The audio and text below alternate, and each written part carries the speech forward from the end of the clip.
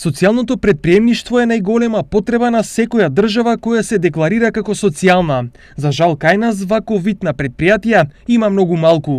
Еден од ретките позитивни примери е тераписката заедница Покров, која работи како социјално предпријатие кое произведува органска храна. Во него работат 20 лица. Луѓето кои што кај нас престојуваат 18 месеци, во исто време ги учат и вештините и учествуваат во производството на органска храна што се произведува таму во тераписката заедница Покров.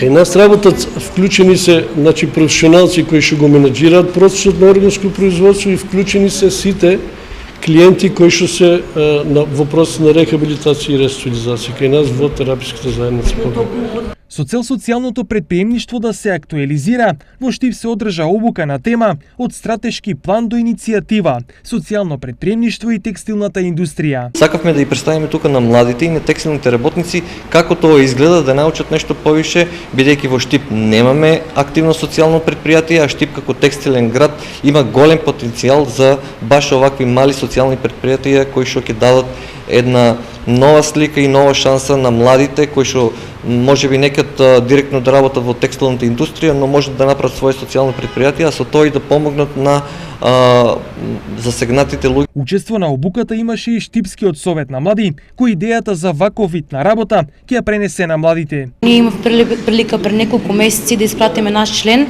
на обука социјално предприемништво во Софија, каде се стекна со повеќе млади од целиот свет, каде социјалното предприемништво е развиено.